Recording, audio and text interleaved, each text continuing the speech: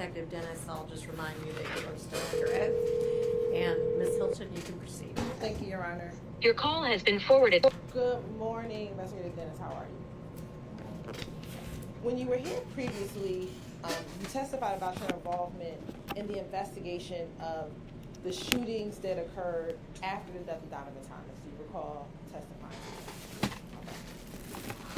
Okay. And again, during that period in 2015, did you work with your partner, retired Sergeant Gaither, to assist in solving some of those shootings that occurred after the death of Donovan Thomas Jr.?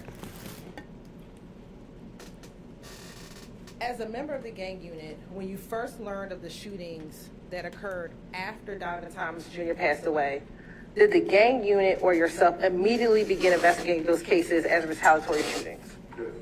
Why would I vote for someone who doesn't respect me? Abortion's a little crazy, by the way, especially for women that are like past 50. Where do you stand on the life issue?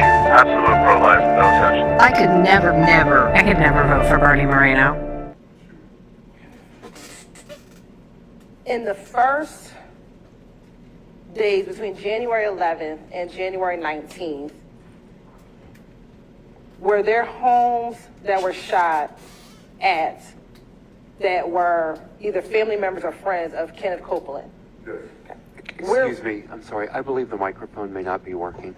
Not yours, Ms. Hill. The witness mic? The witness mic. You Thank just you. pull it closer to you. No, it wasn't on. Miss Hill. I don't know I had to, but Thank you. Y'all hear it all right now? can you hear me? Okay. All right. Where were those homes primarily situated? Throughout the city, we had them popping up all throughout Atlanta. Okay. Were there homes on Hendricks Avenue that were targeted in the days immediately following Donovan Thomas's murder? Yes, And the addresses that were associated with those homes was that 193 and 197 Hendricks Avenue. yes, Also, was there a home of Mr. Copeland's sister, 878 Oakland Drive, that was targeted as well? yes. How did the fact that homes that were of the family members of Kenneth Copeland factor at all in your investigation after the investigation of those shootings after Donovan Thomas's murder? I'm going to object as irrelevant at this point unless more foundation is laid. Overruled. You may answer. Can you repeat the question? Sure. The fact that the homes of Kenneth Copeland family members were targeted, how did that factor into your investigation as you began investigating these retaliatory shootings? We basically would be notified by the patrol officer of the shooting. Usually they happened at night, and usually once they would give the name or they would provide us information indicating that it was a family member of. Objection, confrontation clause. Can you rephrase? Sure. Without saying what any of the officers told you, just how did it factor into your investigation? We basically gathered information as they came in, and pretty much every night we had a different shooting, and we were tasked with investigating it. Outside of Kenneth Copeland, did you learn of other homes of individuals that you all associated with YSL members, their family's home being shot or targeted?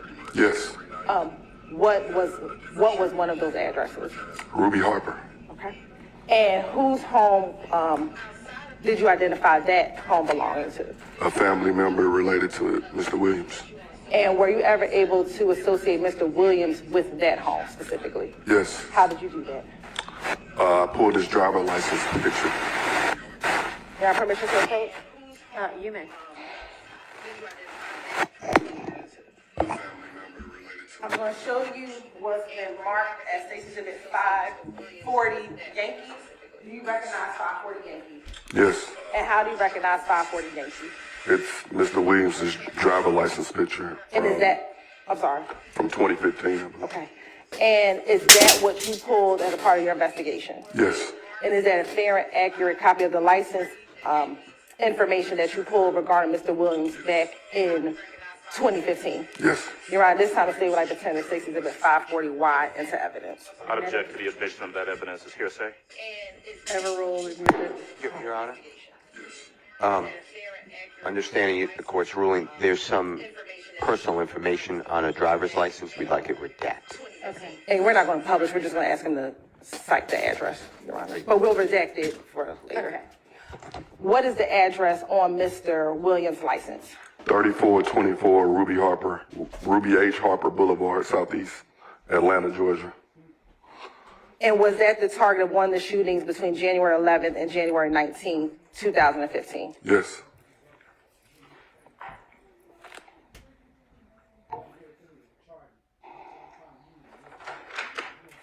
Now, as these shootings came in, were you trying to identify potential suspects of those shootings? Yes. How did you go about doing that? We would start with a police report.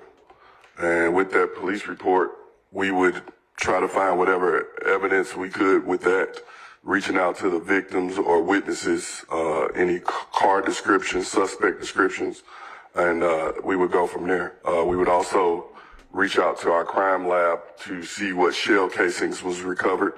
They would do what's called NIBIN, and NIBIN would tell us if it was related to a specific weapon or any other shooting incident that had occurred prior. At any point in time, did you all go to social media in order to see if you can get any intel on what may be happening out in the community? Yes. Okay. Were there Anyone trying to defeat issue one is only out for themselves. Politicians want to shut us down and keep power out of our hands. Don't be fooled. Join the Ohio Organizing Collaborative and the NAACP. Vote yes on one. Instagram, I believe, page created Death to Snake N-words. And from that, it was almost like a play-by-play of what was going on, or those associated with Mr. Thomas. They basically were sending threats and telling what they... You're Overruled. That's the evidence rule. That's, Evidence rule. Best evidence rule. oh, sorry, best evidence. Do you have? I had to. All right. Did Go ahead. you collect, or did you all collect some of those posts? Yes.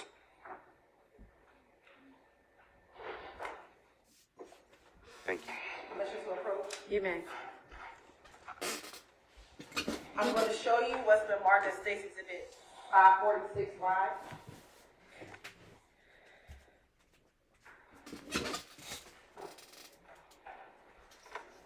It's 546Y, one of those such posts that came from that Death to Snake N-words page. Yes. And is that a fair and accurate depiction of one of the posts that you saw in the early days after Mr. Thompson was killed? Yes. Your Honor, this time the state would like to turn the State's Exhibit 546Y into evidence. Object to any hearsay in it. It's being used for the truth of the matter. Your Honor, we're not offering any of the words in there for the truth of the matter, sir, but just to illustrate that that was the post that was given, or that was posted on social media. I'll object to any of the words on the page except for the post. But The death to snakes, if that's what the prosecutor's getting at. But any statement is being used for the truth of the matter, sir, and I object. Your Honor, may we approach, I think it might be a longer.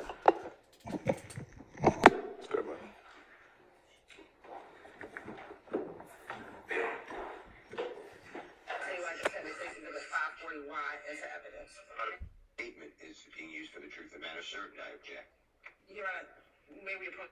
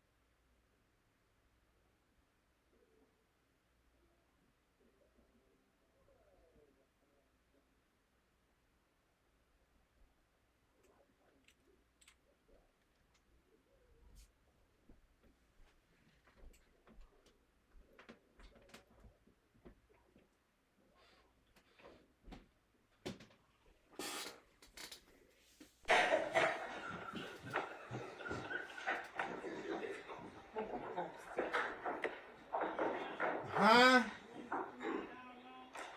No. No.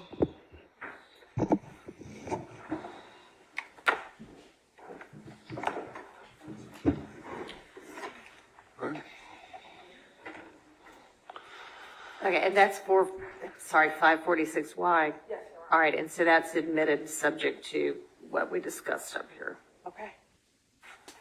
And let me ask you this, Detective Dennis.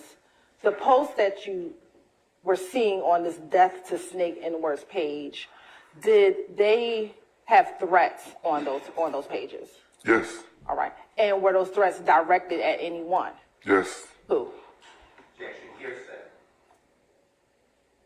Overruled. Kenneth Copeland, Woody. Okay. permission to publish the version that we discussed, Your Honor? The first one, Yes. you may.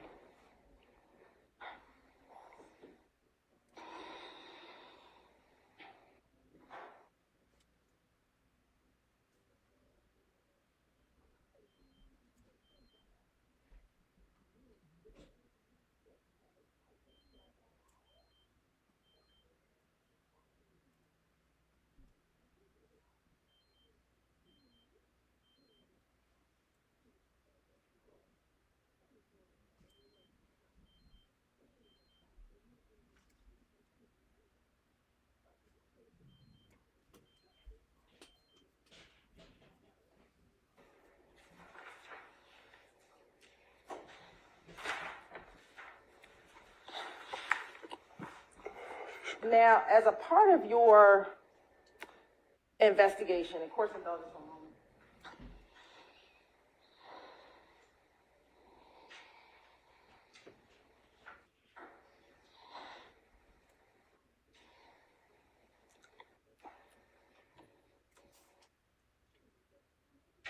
As a part of your investigation, did an individual by the name of Rayshawn Bennett come up as a part of your investigation? Yes. How did he come up as a part of your investigation? At one point, his mother's house was shot up twice. And as you were investigating the case, did you ever speak with Quindarius Zachary about anything that could have happened at those two homes? Yes.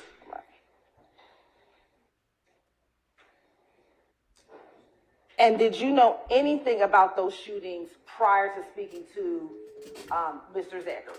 Yes.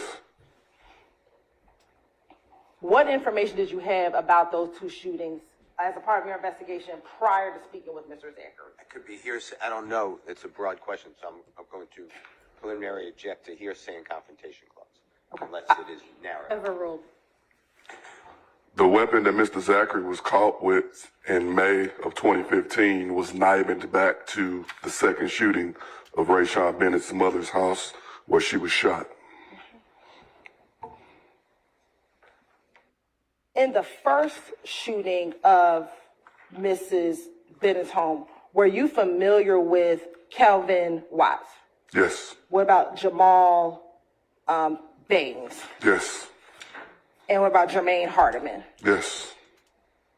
How were you familiar with those three individuals? They were arrested the day of that shooting. Okay. And were those three individuals associated with any gangs? They were associated with IF Gang.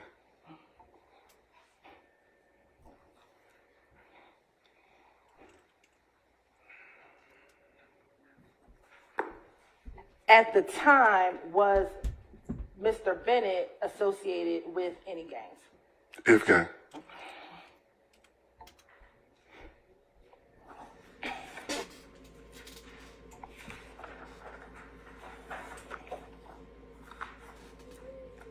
Now, I want to take you to some shootings that occurred on January 26th. Do you recall any shootings as a part of your investigation regarding this kind of gang war that occurred on January 26th of 2015? Yes. Right. To your knowledge, how many shootings occurred on January 26th, 2015? Several. Okay. Were you familiar with, as a part of your investigation, Mr. Copeland being shot on the highway on January 26, 2015? Yes. And do you remember if that case number was 15-026-0124? I don't remember the case number off the top of my head. No problem. Also on that same day was Lucci Mama's house shot on 1/26/2015. Yes. And then on that same day was Trevante Turner shot on 1/26/2015. Yes. And Trevante Turner back in 2015, did he associate with YSL? Yes. And the shooting of Trevante Turner, was that on 198 Stanhope? Yes.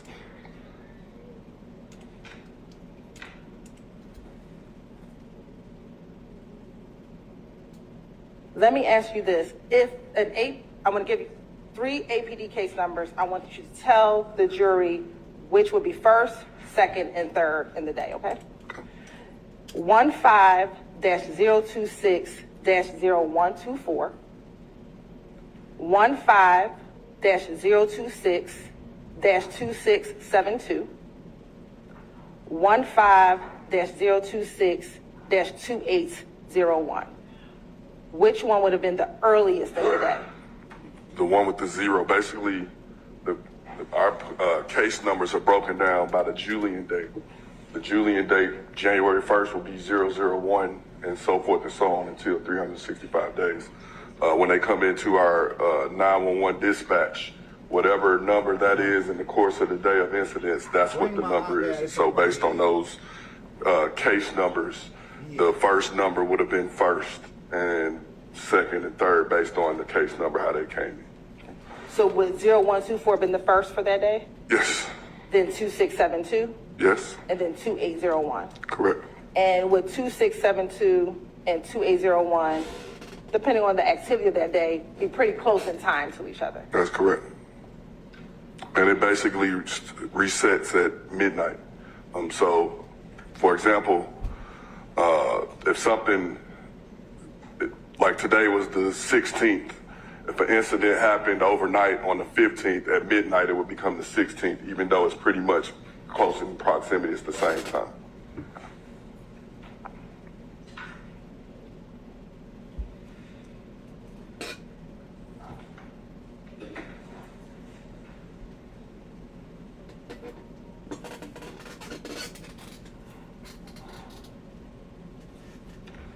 On January 28th, 2015, did you ever interview a woman by the name of Antrevia Smith? Yes. And what was your reason for interviewing with Ms. Smith? Her apartment was shot up on Springdale Road. And did that shooting happen on January 28th, 2015? Yes. And was that 2 days after the last incident we just discussed? Yes.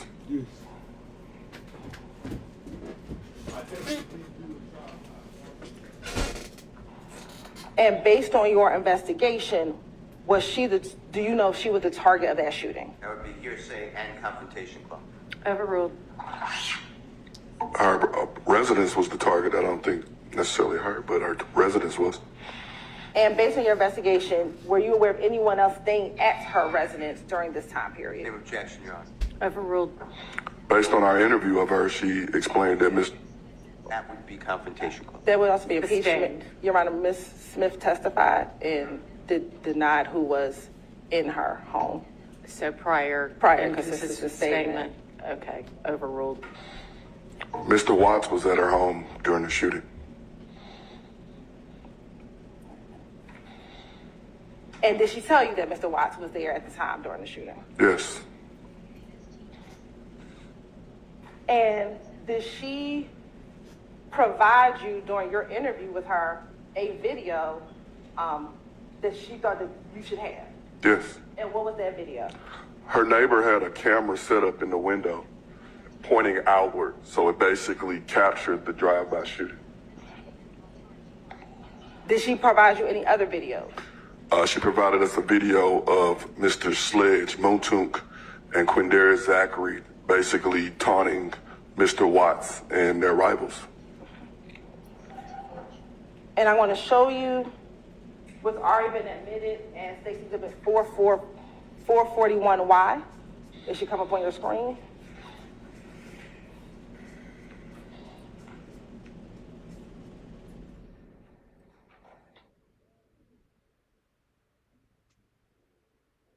Imagine a financial app that lets you spend, save, and invest like never before.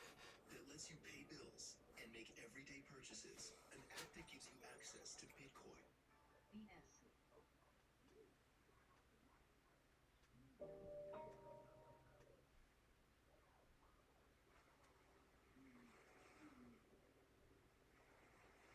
ILLR halted. ERQR. ILLR will resume at 9 hours 37 minutes and 54 seconds. ASPI. Provided to you after she told you that Mr. Watts was in her home when her home was shot up. Yes. Okay.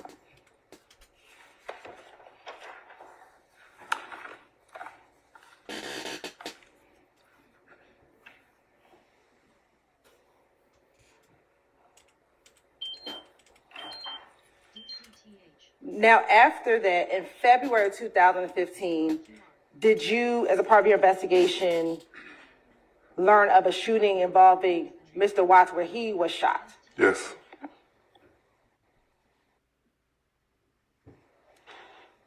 SGD. ASPI.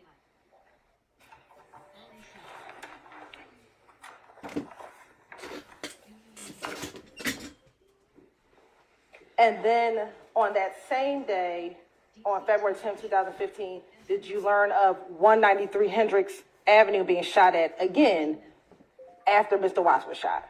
Yes. Hendricks was basically, after most incidents, they would go shoot up Hendricks almost as a retaliation immediately or sometime thereafter.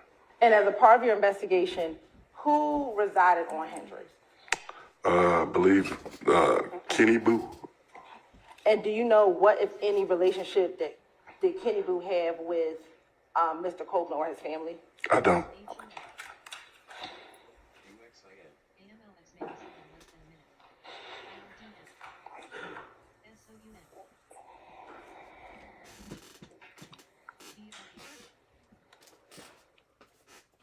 Then, as a part of your investigation, did you also look into the shooting that occurred on February 19, 2015, the shooting involving Mr. Copeland, his child, and his child's mother? Yes. Right.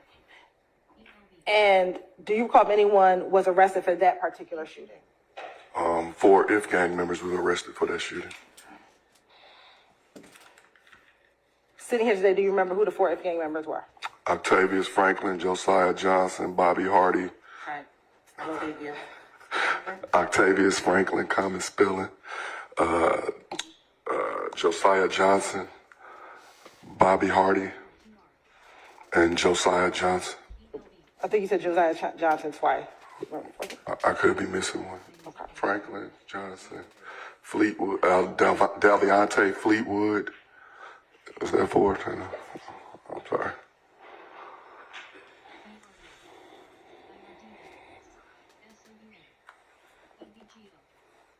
Now, did there ever come a point in between January and February, that some of the shootings, I'm going to say for lack of a better term, died down in the earlier parts of 2015? Repeat that? Sure. I'm going to ask between January and June, so I'll ask a different question. Between January and June of 2015, did there ever come a period of time where the shootings slowed down between January and June? March.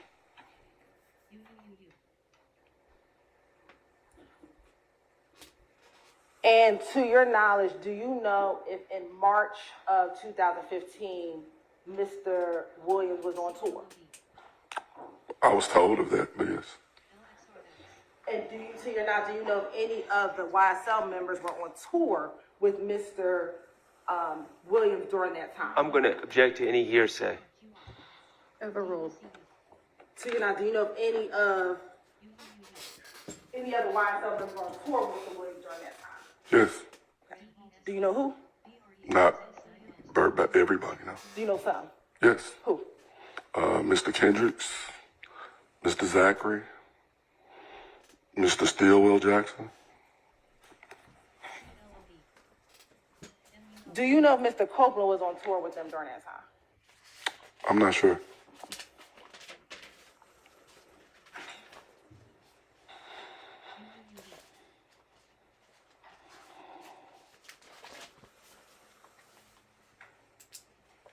Now I want to take you to April 2nd of 2015. Was there a homicide that occurred on April 2nd, 2015 that was a part of your investigation? Yes. Okay. Who was the victim in that homicide? Mr. Rivers. Okay. And based on your investigation and working up these shootings, do you know if he was a member of a gang? He was documented as a 30 deep gang member. Objection, confrontation clause. Overruled. And I believe previously you talked about the relationship between 30 Deep and YSL. Correct. Correct.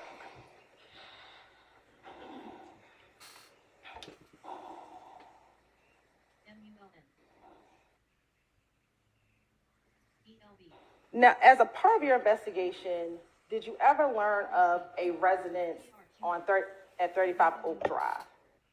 35 Oak, yes. Okay.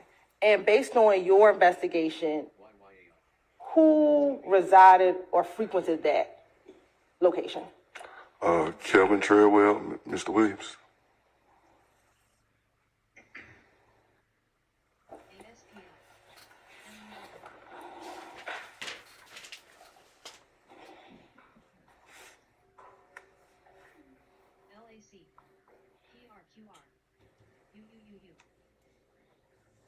Now, take you to April 12th of 2015. Did you, Sergeant Gaither, investigate the shooting of Dexter Montgomery? Yes.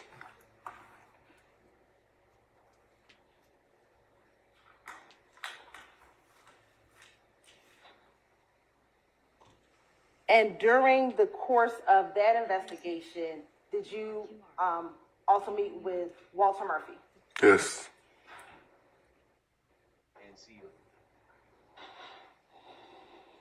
And when you met with Walter Murphy, did he talk to you about? May we approach? Yes.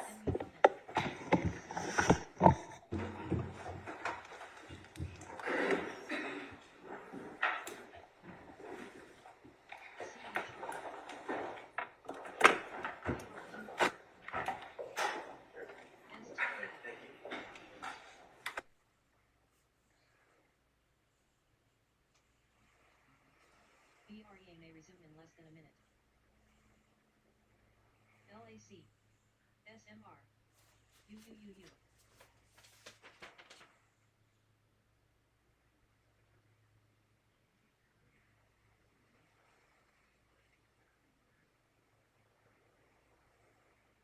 PRQR.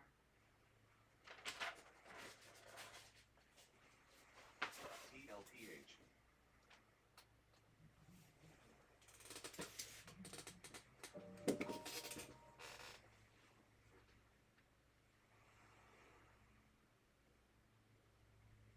IRDM. UUUU.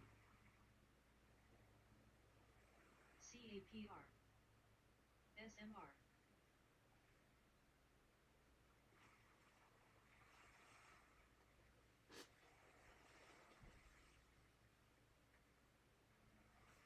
PRQR.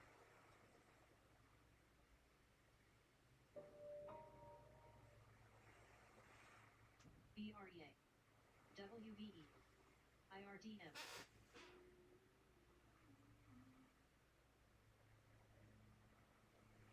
CAPR.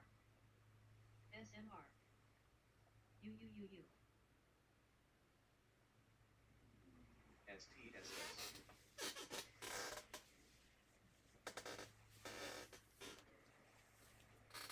PRQR. BREA. WBE. IRDM. MRM halted. MRM will resume at 9 hours 47 minutes and 20 seconds. XE halted. PIXY will resume at 9 hours 46 minutes and 25 seconds. UUUU.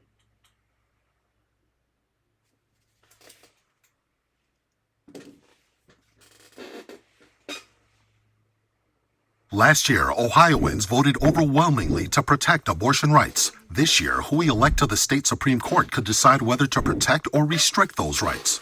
The ACLU Voter Education Fund does not endorse or oppose candidates.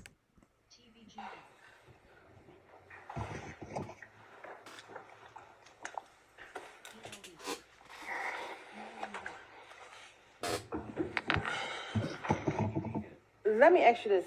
Did that address at Oak Drive have any significance to you as you began investigating all the retaliatory shootings from 2015? Yes. What was that significance? In investigating the Dexter Montgomery shooting, it was told to us that that's... Sustained. Let me ask you this. When you, without saying what anybody said, why was it significant? During our investigation, we learned that was where the suspects are. It was told to us that that's Sustained.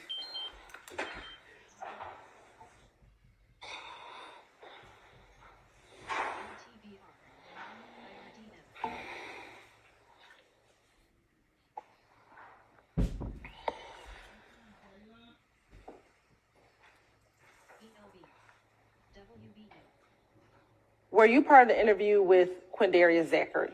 Yes.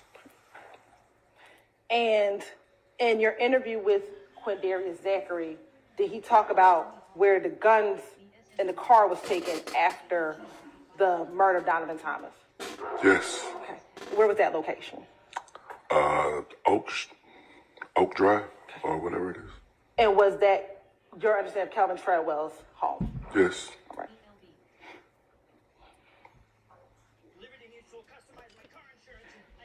And is that the same location that became relevant as a part of the Dexter Montgomery shooting?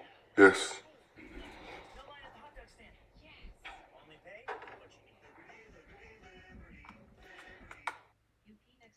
And with the Dexter Montgomery shooting, was there a suspect and later someone arrested by the name of DeMaz McMullen?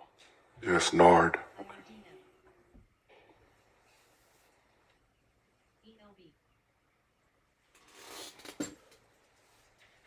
And did that same name come up as a part of the Donovan Thomas murder investigation? Yes. Sorry, I need to stay by the mic.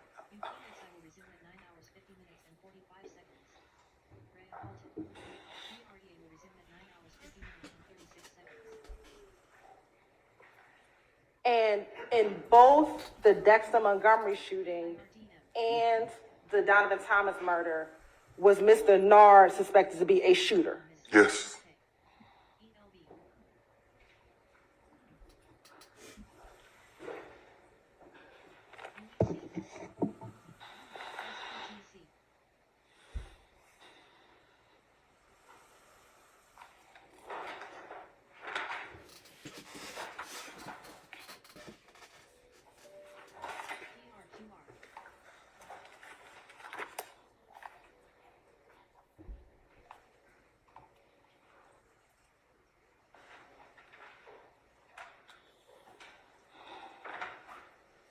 Now, when you met with Mr. Zachary, was that in August of 2015? Yes. And during that meeting with him, did you speak with him about the Lil Wayne bus shooting? Yes. And at the time, was he able to provide you information about the Lil Wayne bus shooting? Yes.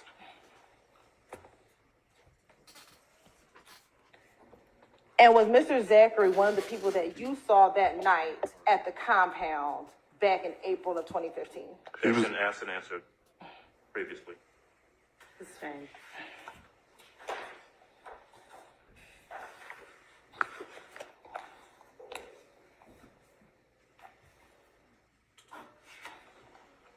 CLSK. The SME may resume in less than a minute. Now, the Lil Wayne bus shooting happened on April 26, 2015? Yes. 2 days after that, on April 28, 2015, was there a series of shootings that occurred? Yes. Okay. What were the series of shootings that you investigated as a part of your investigation with this retaliatory shootings on April 28th, 2015? The 1428 Adele, 1903 Drew, and the Landrum Drive shooting. Okay. Was there an incident at Club Crucial on that day as well? Yes. And as a part of your investigation, what occurred at Club Crucial? Demekian Garlington got jumped inside. And based on your investigation, is Demekian Garlington associate or a member of YSL? Yes. Right.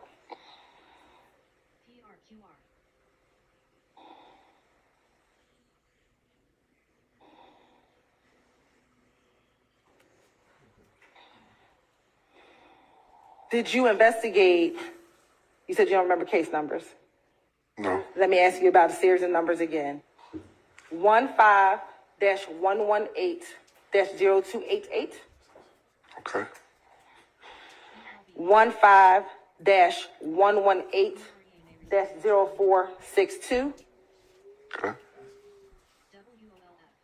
15-118-0531. And 15-118-0588. Okay. Would the 0288 be the first incident of that sequence? Yes. If I can, I don't know if you write it down or something. Keep in your head. Here's a pad.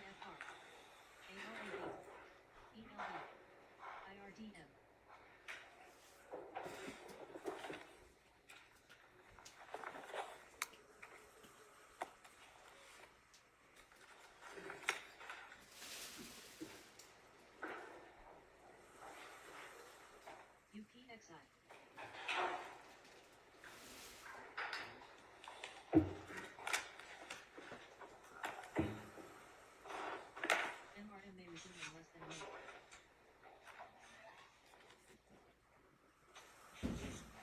PH unit. CUPR.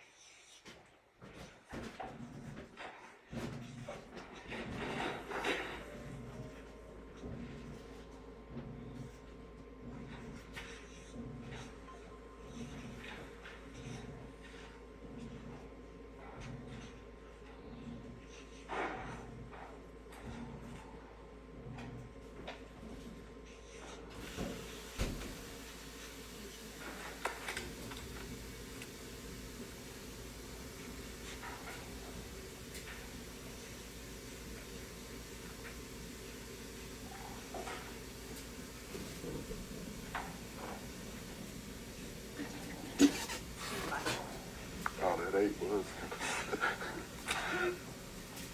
Okay, so with 15-118-0288, 15-118-0462, 15-118-0531, 15-118-0588. Is this the order that they would have occurred in that day? Yes. So this would have been first, second, third, and fourth. Correct.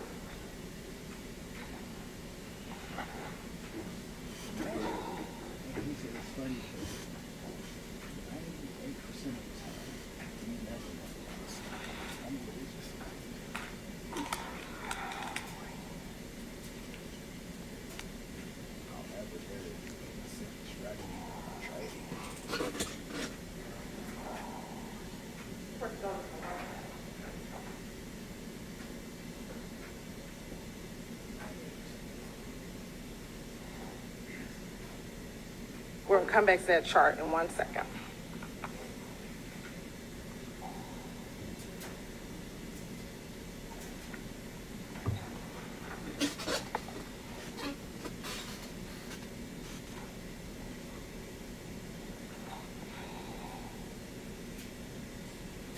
When you met with Quindarius Zachary,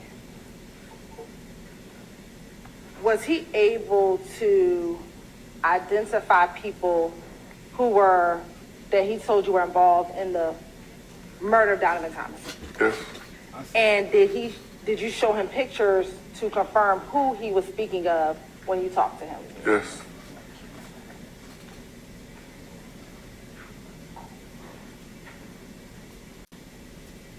Permission to approach with you? Okay.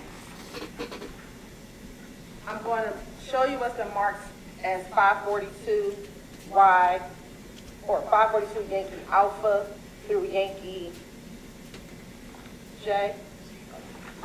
Look through those and tell me if you recognize all of them.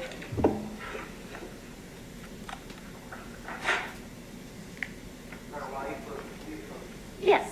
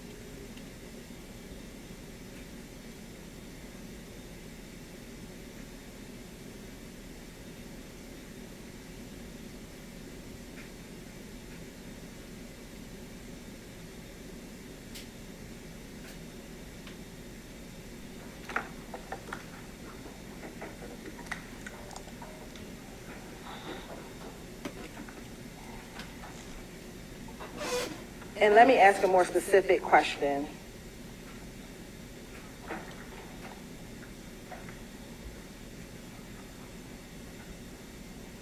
As far as the shooting of Donovan Thomas, who did Mr. Zachary say was, and let me get more specific, those who actually were a part of the drive-by shooting? Diamante Kendricks, a.k.a. Yak, Demise McMullen, a.k.a. Nard, Justin Cobb, a.k.a. Doo-Wop, and Shannon Stillwell Jackson, a.k.a. SB. And is 542YA, 542YF, 542YD, and 542YB the images that you showed him to confirm those individuals? Yes. Your Honor, at this time, state would like to admit 542YA,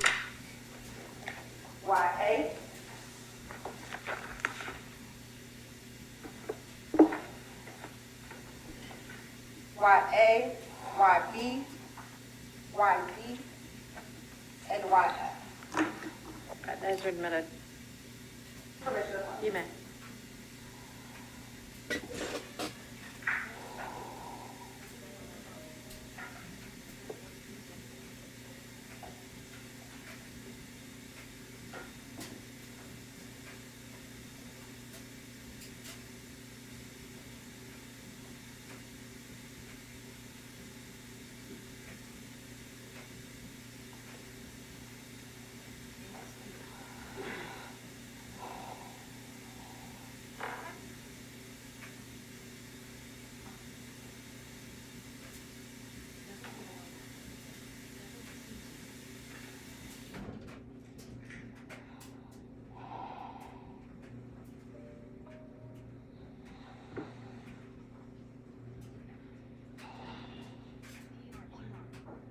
Look at 542YA.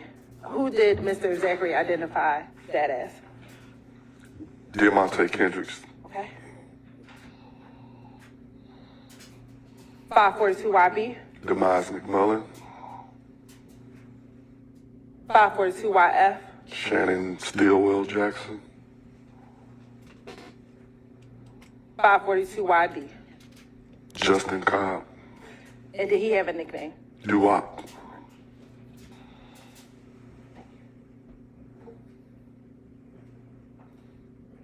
Now, during during your meeting with him, did you just have him also identify other individuals that he knew as part of YSL?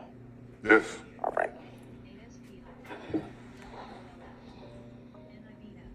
Now showing you 542YE, 542YC, 542YG, YH, and YI.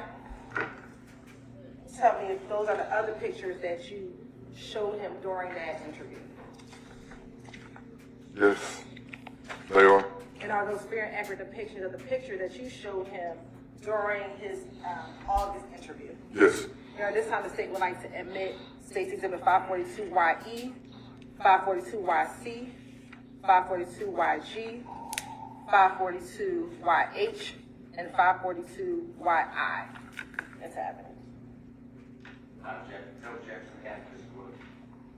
All right, that's your minute. And permission to publish, your You may.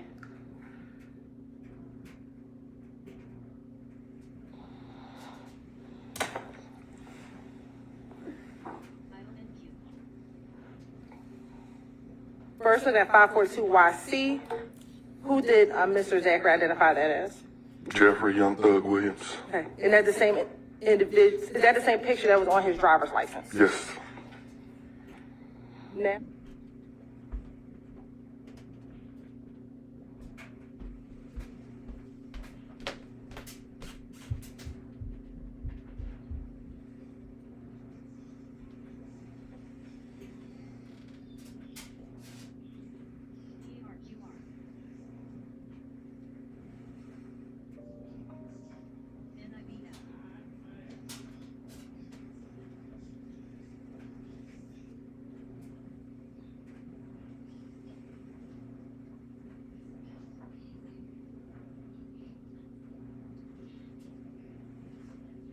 Now I'm going to show you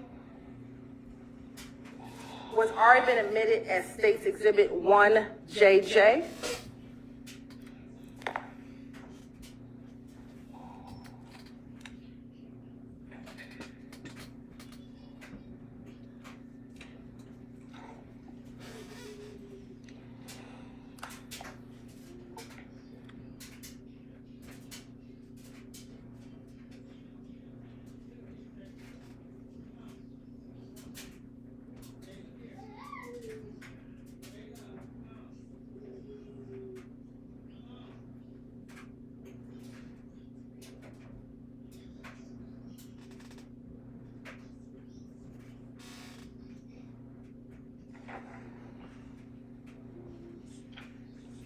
Club Christian.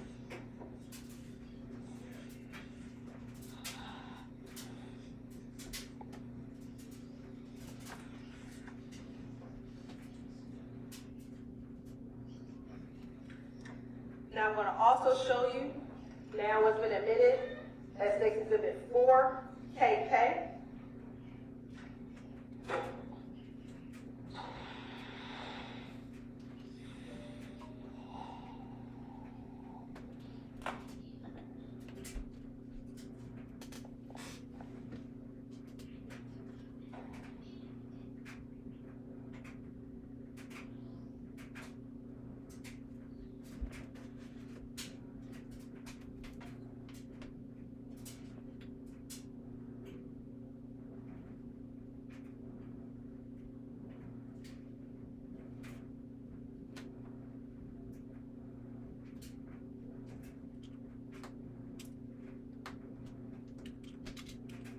Admitted as 2LL.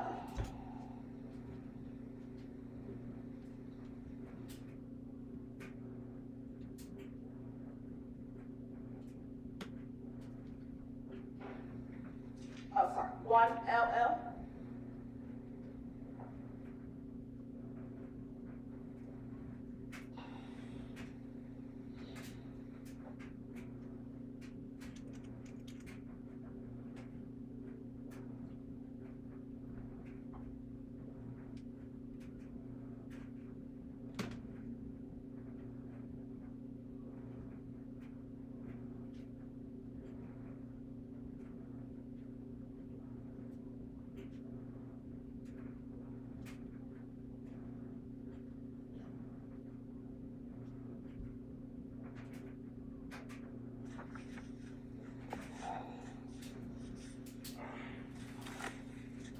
And let me ask you, was 903 Drew Drive one of the addresses that was significant as part of your investigation? Yes.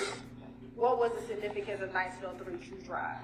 It was the home of Philip Collins, aka Philo, who's associated with If Gang and Haiti Gang.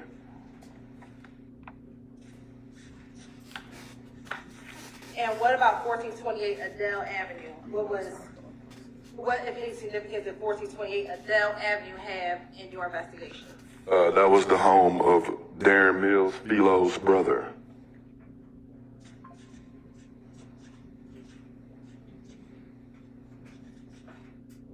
Now, on April 28th, did you learn of another shooting that happened at 2900 Landmark?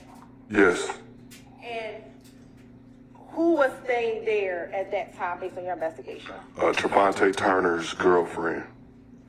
And to your knowledge, do you know when in the line of events that shooting occurred? It's gonna be either 3 or 4. Either the 3 or the 4, okay.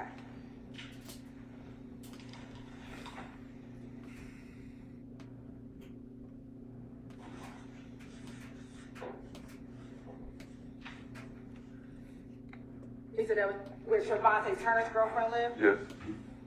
Is that the same Trevante Turner that was shot in January on Stanhope? Yes.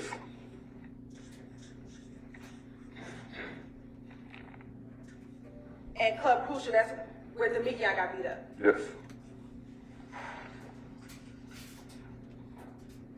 And did you say earlier jumped on by If gang members? Yes. And was Demekion a YSL member? Yes.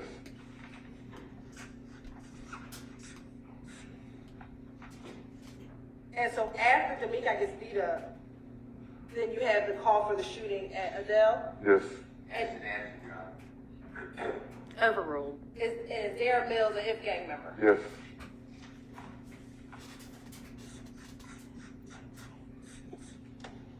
Then after this shooting, do you get the call for the land drone? Yes. And Trevante is associated with YSL? Yes. And then after the shooting at Landrum, then you get the call for the 1903 group. Yes. And Philo, what gangs he associated with? If Gang. Was that the definition of the type of retaliatory shootings you were getting in 2015? Yes.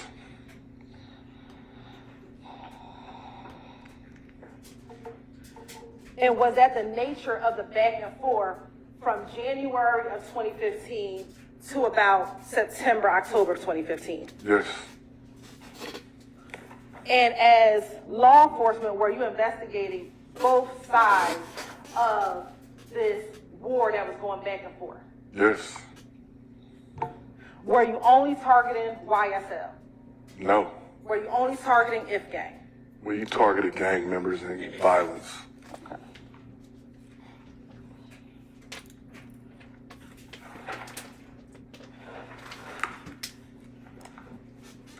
Now, did there come a time in October of 2015 that you had the occasion to interview Mr. Diamante Kendrick? Yes. Do you recall when you interviewed Mr. Kendrick? I don't know the exact date, but it was a short time after he was arrested. And what was he arrested for? Martinez Arnold, aka Duke, was jumped in Magic City Strip Club. We were made aware of it, and we were able to obtain video of the actual assault. A short time after the assault, Mr. Kendricks and Mr. Arnold went to retaliate at Trestle Tree, which is a known hangout for Mr. Kelvin Watts and other If gang members. When they arrived at the location, there was police already out there. And when they attempted to speed off or whatever, they got into a chase, subsequently crashing and subsequently being arrested. And were there guns inside the vehicle when they were arrested? Yes. Now, as a part of your investigation, did you go and try to pull or see if there was an actual fight at Magic City? Yes. And have you had the opportunity to review that video as in preparation for your testimony today? Yes. You know what I mean? We approach.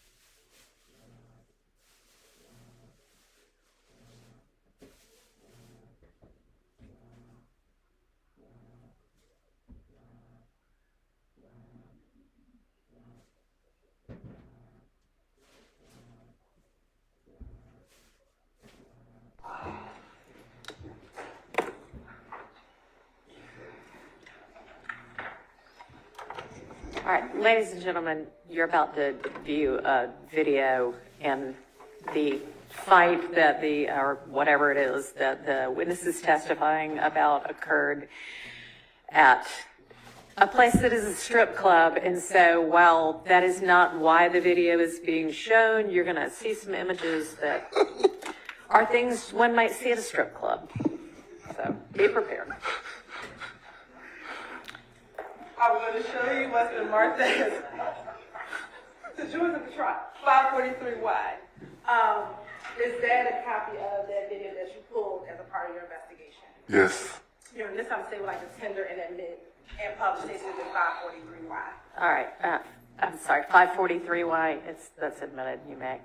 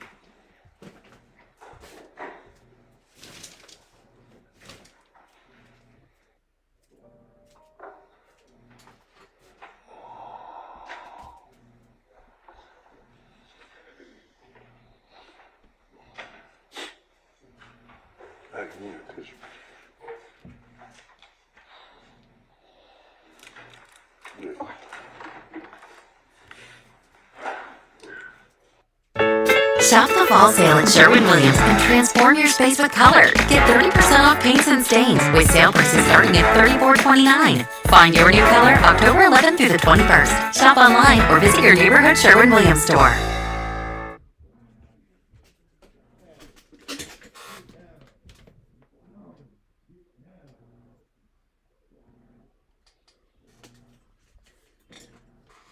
Just orient the jury where they need to be looking to see how the fight on in the video. In this first video, you're going to see an individual walk right to here. Mr. Arnold is right there, and the video will pretty much do.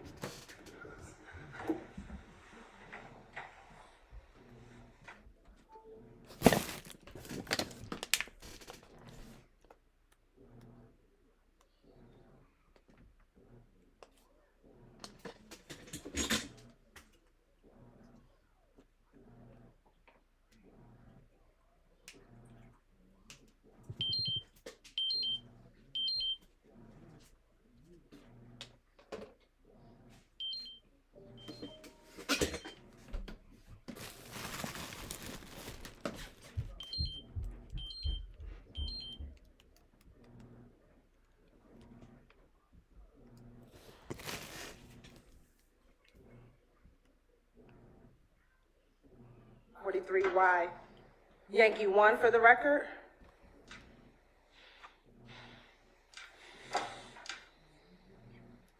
Now publishing 543 Yankee 2.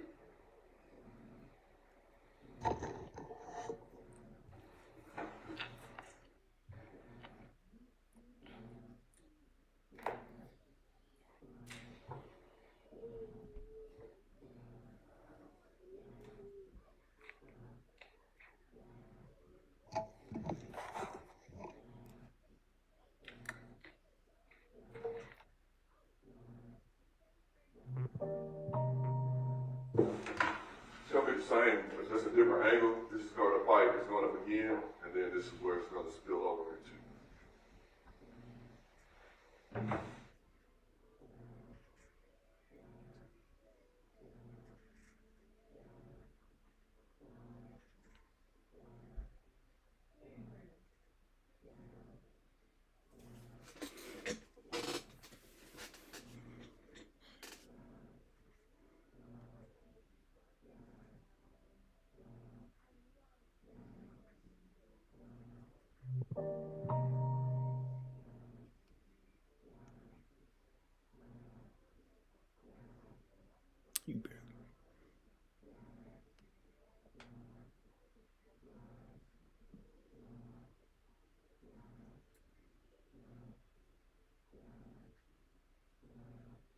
Are they still fighting?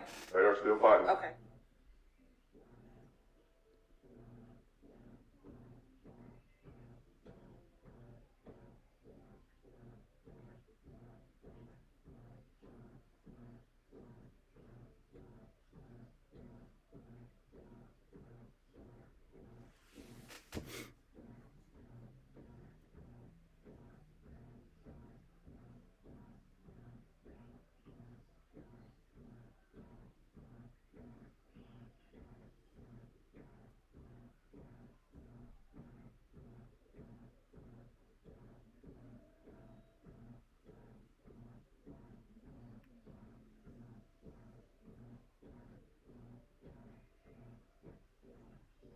One minute and 28 seconds.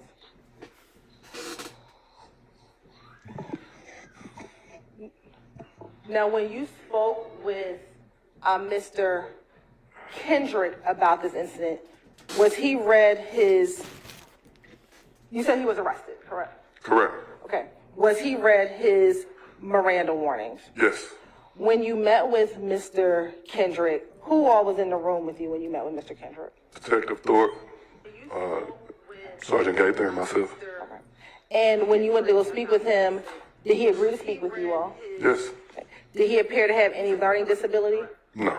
Did he appear to be intoxicated or otherwise incapacitated? No. Did he appear to be sick? No. Where did you all interview Mr. Kendrick? Atlanta Police Headquarters. Yes. Yeah. If this line of questioning is going to continue, can we have that same limiting instruction that you gave yesterday? Yes, and in fact, let's go ahead and take our morning break.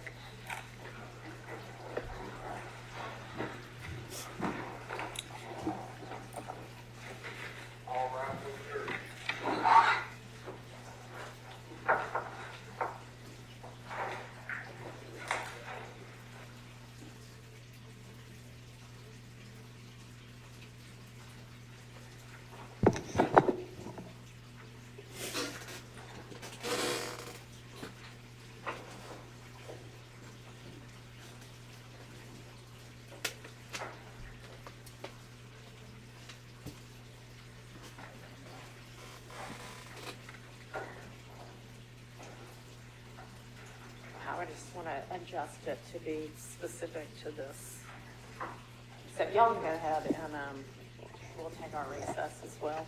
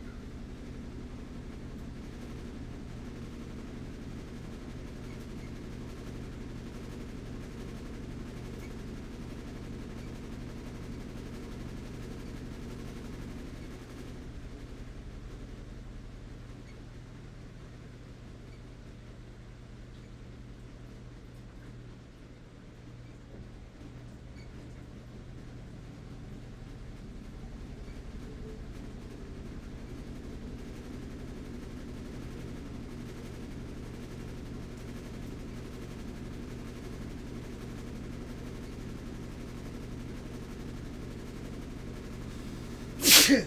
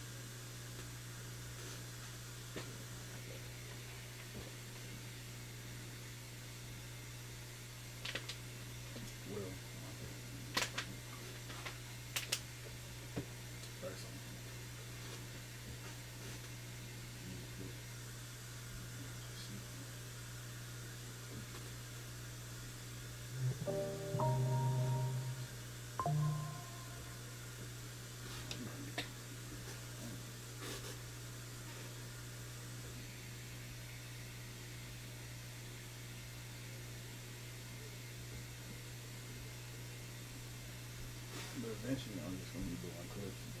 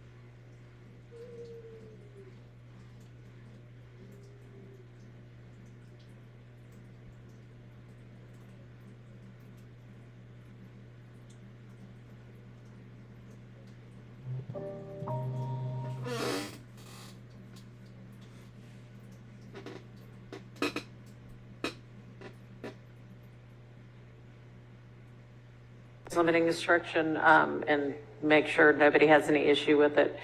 So the first paragraph that's kind of general would be the same, and then I would say in the next part of the testimony of this witness, you're going to hear about a statement made by defendant Diamante Kendrick.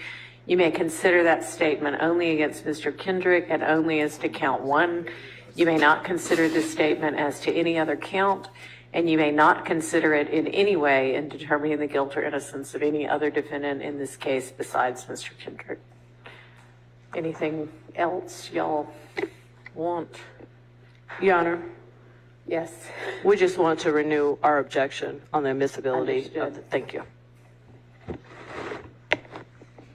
And Your Honor, on behalf of Ms. Stillwell, of course, I join Ms. Westmoreland, but additionally, I have a question. In the statement, there was certain things that we've already established are not admissible, like Mr. Kendrick. I don't want to mischaracterize what Mr. Kendrick said, but there was some speculation, or I heard that so-and-so were involved with other incidents, and we've all agreed that that would not be proper to come in. I just want to make sure that Investigator Dennis is clear on all that. And for clarification, are y'all playing the statement excerpts? You're just asking him about things, and have you made sure that he knows what not to get into? I did, but I will Remind him? Okay, great. All right, why don't you do that real fast? And Your Honor, I'm going to go back to something first. Okay. And then, so I'll let you All right, know so give me sounds good. All right. And then as soon as he gets back, we'll get the jury in.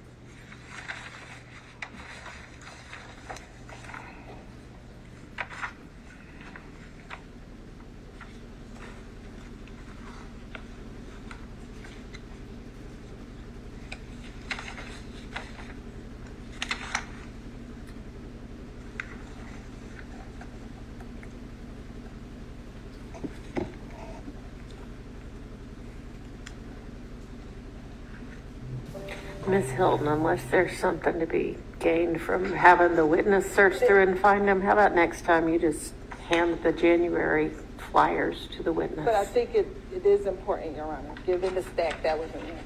It is irrelevant. It is. Yes. Yes, sir. How many are there in that entire stack? 2. All right. And did those all appear to be in? Did they all appear to be in chronological order? No. So going, when you looked at it, did it appear to be the earliest date started at top, and then it went in chronological order? Yes, it started in, I think, 2014 or something. Okay. And how many were from January of 2015? Just these two that's in my hand. What's the first date in January that's on there? January 18th in Tampa, Florida. That's in Tampa, Florida. What's the other one? January 21st in Santa Ana, California. All right. So in Tampa, that's January 18th. Yes. Not 25th. January 11th? No. Not January 12th? No. 13th? No. 14th? Nope. 15th? 16th? Did you see any flyers in that stack from any of those days? No, ma'am. Any flyers from that stack in Miami, Florida? No. From January? Anything in January in Miami? No, ma'am. As a part of your investigation, did you learn that several YSL members went to Miami immediately following the death of Donovan Thomas? Yes. And as a part of your investigation, did Quindarius Zachary tell you that they went to Miami because Mr. Williams had a show in Miami? Or a performance in Miami? No. What did he tell you why they went? To get away from all everything that was going on. Did anyone ever mention to you shows in Miami? No.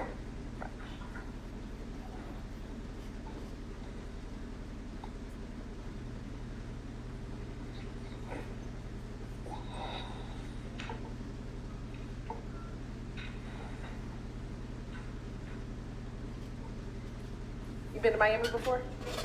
Several times. You been to Tampa before? Several times. What's the distance between Miami and Tampa?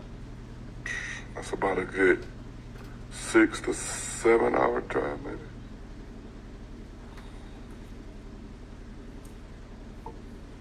Now, I want to republish very quickly State Exhibit 1LL.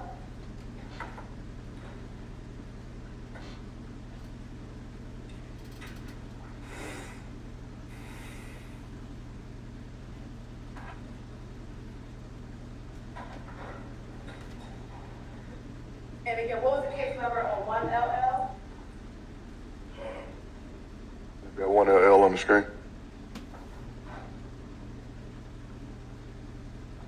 And I want to show you 2LL.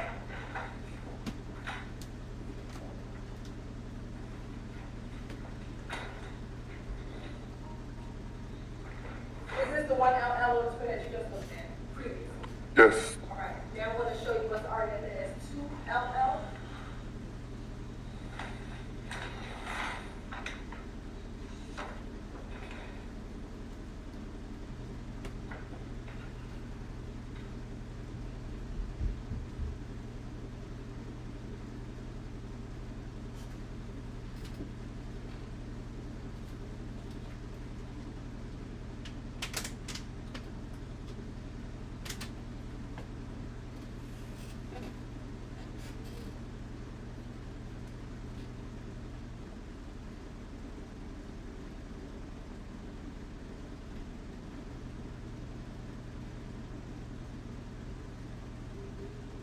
At that location.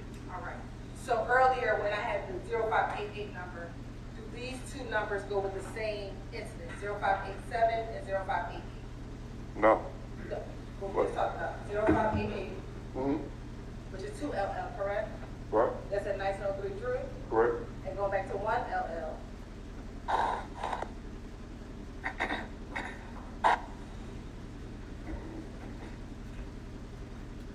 Where is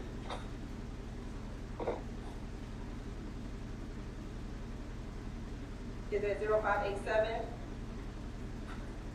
That's Drew as well. Okay, so that's fine. So are both 0588 and 0587 both associated with Drew Drive? Correct. All right. Earlier, we talked about the fact that 2900 happened between Adele and Drew. Is that fair? Yes. Is there another number on here that's 0531? The one, this one, 3.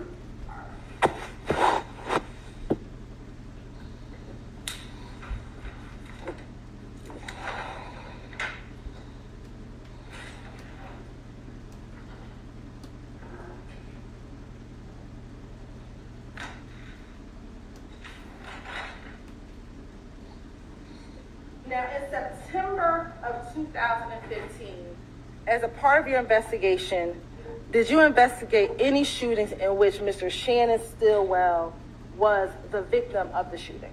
Yes. How many such shootings was a part of your kind of investigation? 2. When, do you recall when in September both of those took place? The first was September 13th, from I don't know the actual address, I just know it as the Green Store. Okay. And then when was the second? The Tierra Jones murder investigation. And did the Green Store shooting happen before the Tierra Jones homicide? Yes. And was there anyone ever apprehended for the Green Store shooting? No. Okay. What about for Tierra Jones? Yes. All right. Initially, do you know who arrest warrants were taken out? Yes. Taken out. Who? Kelvin Watts, Bobby Hardy, and Jamal Ward. And later on, do you know if there were specific people, was there anyone not charged out of those 3? Say that again? Out of the initial 3, Dominique Carter, Bobby Hardy. No. Excuse me. Bobby Hardy, Jamal Ward, and Kelvin Watts. Were any of them not actually indicted for that offense? Kelvin Watts was not indicted, and then Dominique Carter was charged. Okay. And does Dominique Carter have a nickname? Stewie. What about Bobby Hardy? Smoke. And what about Jamal? Merle. And are any of them affiliated with a gang? All of them are associated with IFGAN. Now, Your Honor. All right. Ladies and gentlemen, as you heard yesterday, and maybe prior to that as well, sometimes evidence is admitted against some parties and not others, or for some counts and not others. And when this happens, the evidence can be considered by you, the jury, only as to the party against whom it's offered and only for the count for which it's offered, and not against any other defendant or for any other count or purpose. In the next part of the testimony of this witness, you're going to hear about a statement made by Defendant Diamante Kendrick. You may consider that statement only against Mr. Kendrick and only as to count 1. You may not consider this statement as to any other count, and you may not consider it in any way at all in determining the guilt or innocence of any other defendant in this case besides Mr. Kendrick. Thank you, Your Honor. When you met with Mr. Kendrick, was he read his Miranda warnings? Yes, ma'am. Okay. I think where I left off is you said that you had, the interview was at the Atlanta Police Headquarters? Yes. Sitting here today, do you remember about what time of day you spoke with Mr. Kendrick? Middle of the day, I guess. Speak up. You said, Middle of the day, I guess. I'm not sure. were there portions of the interview where you took breaks? Yes.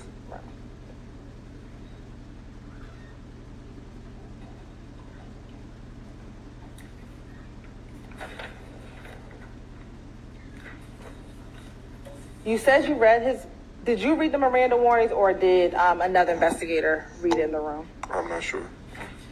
Did you all read it from a card or did you have a sheet of paper that you read it We from? usually give them a sheet and allow them to read it. We ask them their highest level of education, have them initial it and sign it. Did he ever ask you to repeat anything when you were going over his rights? Not that I recall.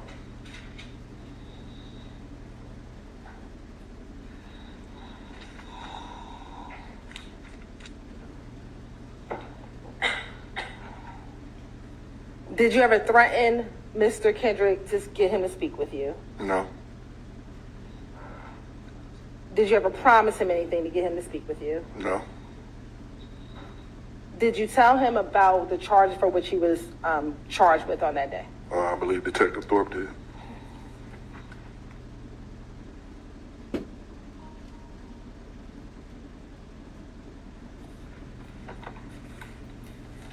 At any point, did he waive, well, initially when you spoke to him, did he waive his rights? No.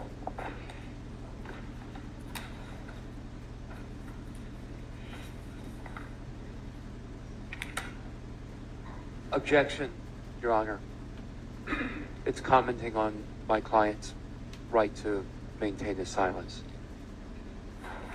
Sustained. We were trying to establish the voluntariness of.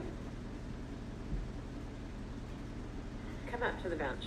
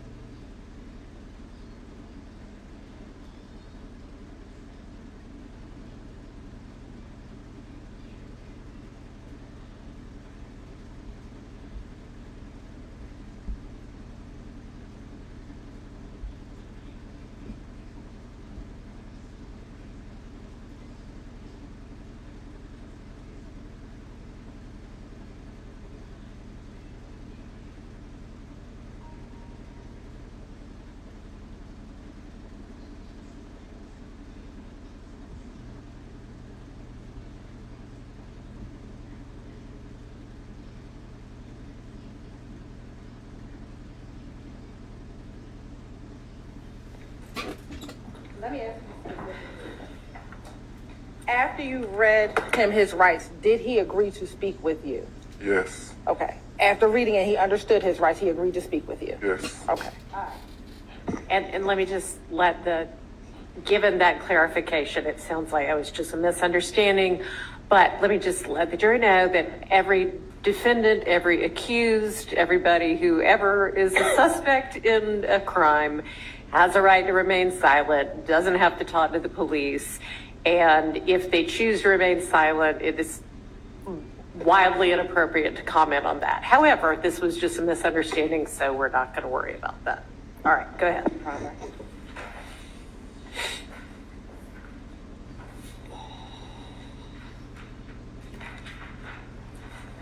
When you spoke with Mr. Kendrick, did you speak with him about a fight that occurred at Club Crucial?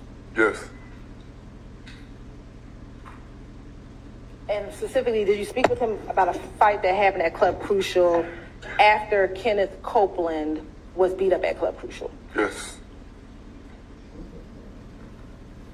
And was that fight somewhere around January 6th of 2015?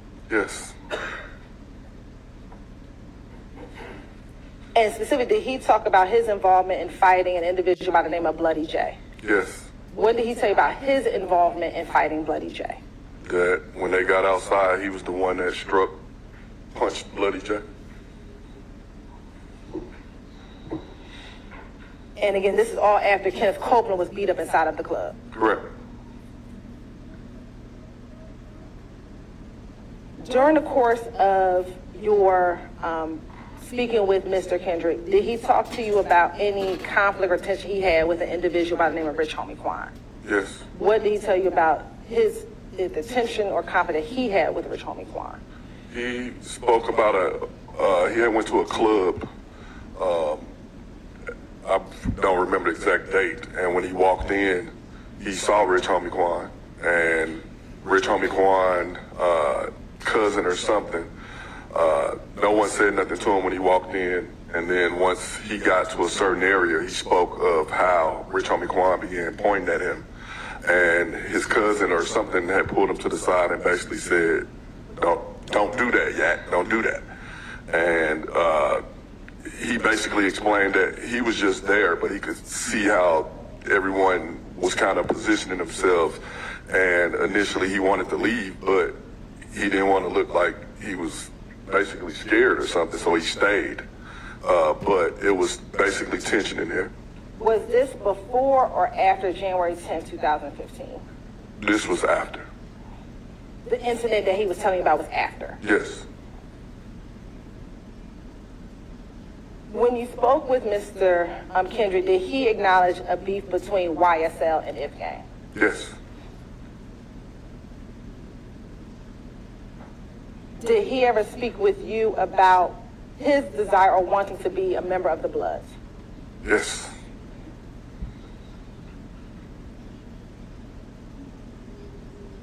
In speaking with Mr. Kendrick, did he ever appear to be confused about his understanding what a gang was? No.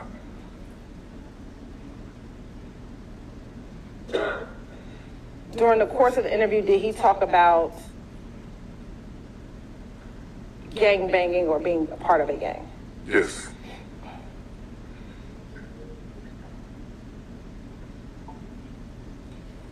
During your interview, did he ever claim to no longer be a part of a gang?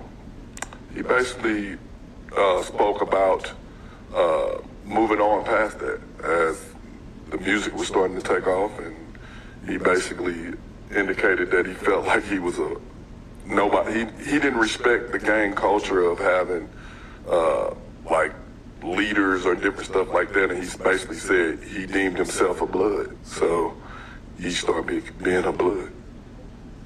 Did he talk with you about this incident following the fight that we just viewed a few moments ago? Yes.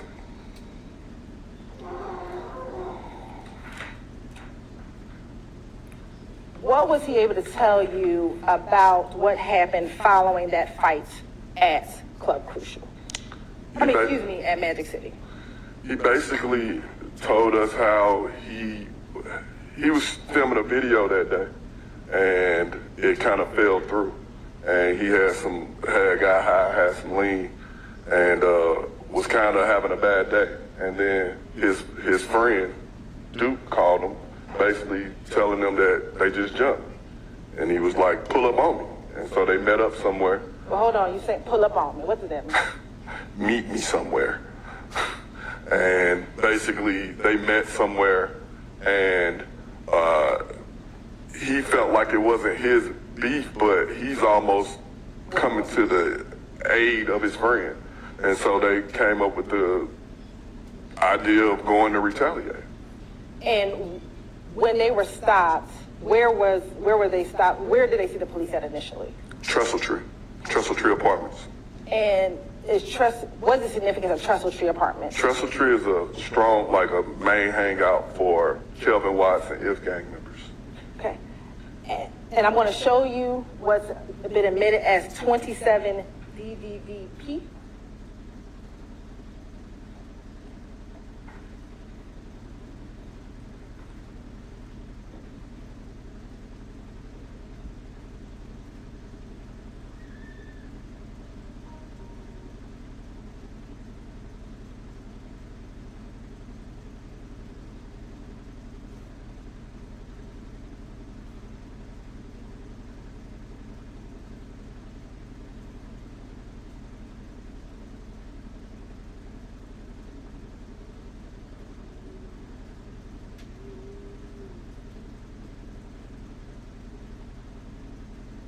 With the chain on, yes. Okay.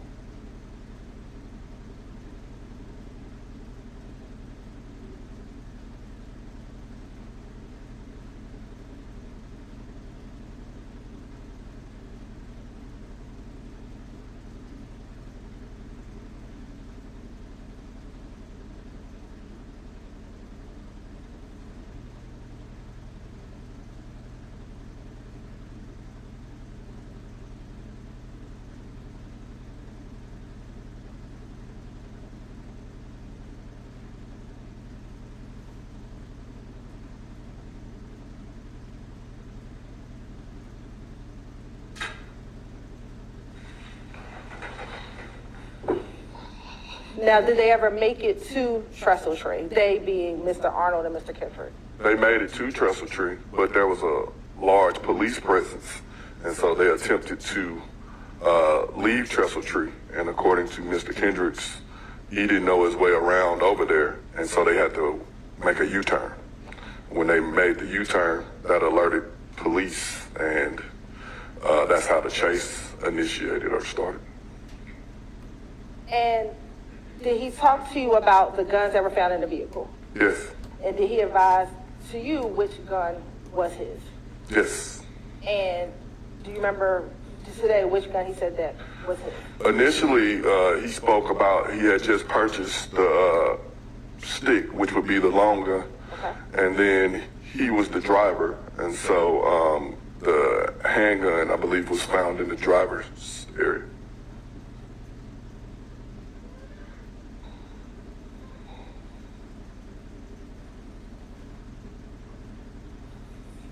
During that interview, did you speak with him about the murder of Donovan Thomas? Yes. And I'm asking you specifically, did he ever tell you whether or not he could remember where he was on the night that Donovan Thomas was murdered? I believe he did. Do you remember where he said he was? I don't. I think he said he was at his girlfriend's house. And do you know the name of that girlfriend? Busha. Busha. Okay.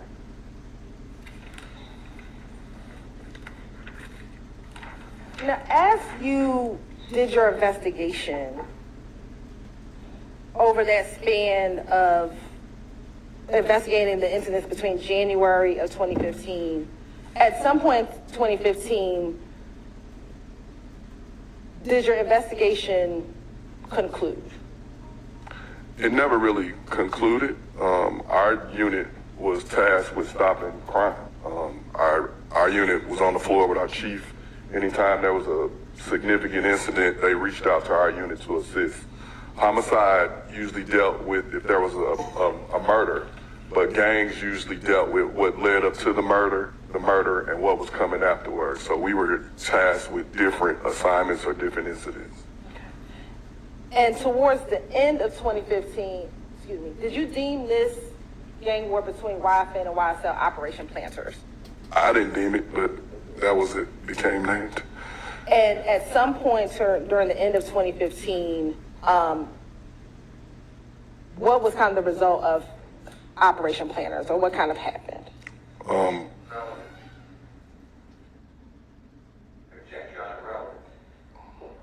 I'd wait for a response. Yeah, No, not from not from you. Your Honor, we believe that is going to be relevant as to how they moved on and kind of ended this portion of the investigation. Sustained. All right. Let me ask you this. When initially, was Kenneth Copeland the target? Did it appear as if Kenneth Copeland was the target of YFN in the early months of January 2015? Yes. At any point, did it appear that that target shifted to anyone else? And speculation. Sustained.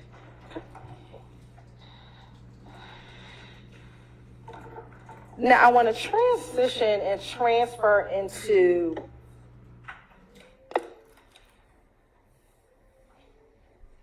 music. As a gang investigator, has music ever become part of your investigation? Yes. Tell the jury, how does music become a part of your investigation? In gang culture and in rap music, a lot of times some of the artists either highlight, taunt, or humiliate their opposition through music. And I think it's part entertainment, but from the position of an investigator. I'm going to object from the position of investigator. Well, This is not relevant from the position of investigator to go to what the jury is hearing about the allegations. Speak as your expertise as a gang expert. You want me to repeat what I just... No. Your Honor, I'm also going to object. This is outside of his expertise as a gang expert. Now we're talking about musicology and lyrics, and that is outside his expertise. Overruled. I think you can continue. As rephrased by you. Okay. As a gang expert, tell the jury how music can sometimes be involved in gang culture and rap, and how those two can coincide. And gang culture and rap music is sometimes used to taunt, humiliate, and highlight some of their actions or to humiliate their opposition. A lot of times, it's almost as if no one knows about it, then it didn't happen. So it's an opportunity to showcase what we did or to highlight what we did. Objection on commenting on someone's intent, Your Honor. 704. Sustained. So what have you found? Let me ask you this. You talked about sometimes music can highlight, taunt, and humiliate. How have you seen examples of that as you've investigated, as a gang investigator? How have you seen that type of highlighting, taunting, and humiliation in music? You said, how have I seen it? Yes. For example, the song Get It Back in Blood. Get It Back in Blood is basically celebrating retaliation, illustrating to anybody that I'm going to get it back in blood. You do something to me, I'm going to retaliate to get it back in blood. And it basically spells it out in the song. And as a law enforcement officer, or a gang investigator specifically, when you're doing your investigation, do you look for music and then start your investigation, or are you investigating crime? Question asked and answered previously. Well, I don't know the answer to that because I wasn't here when he testified previously.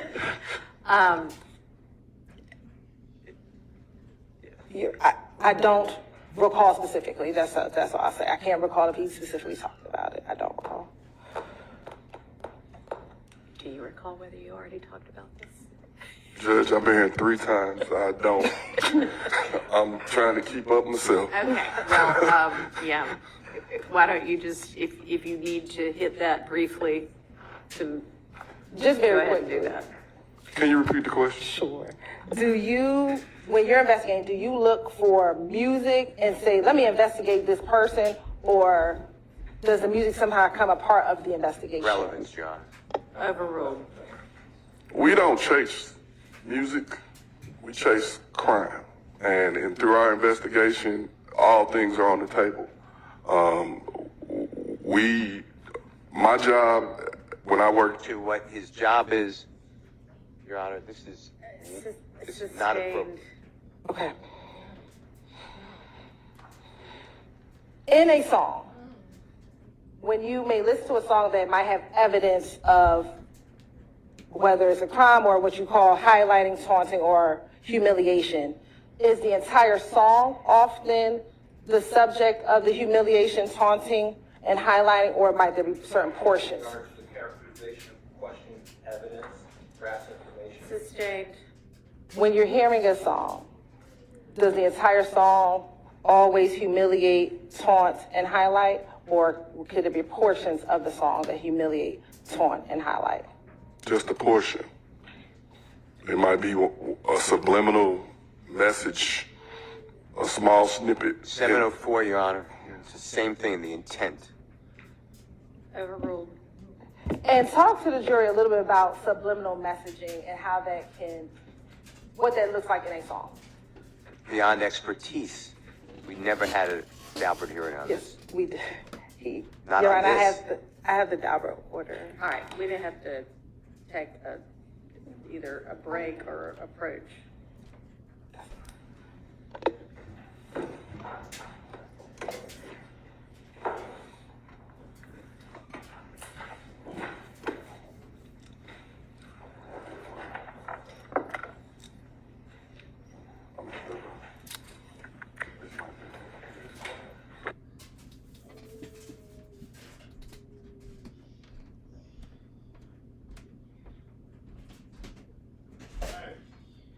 Hey, bruh.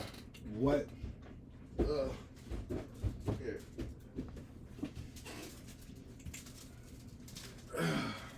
What is this? Why is it open?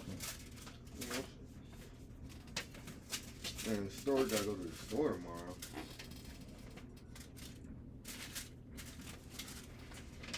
What's that?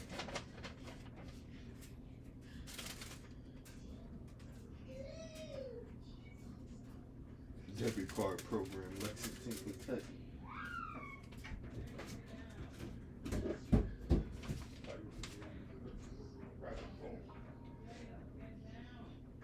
Taylor.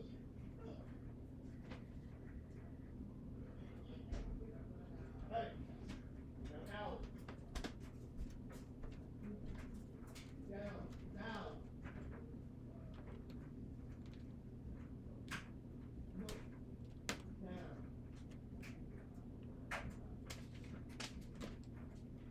Why do you have to open up? I guess that's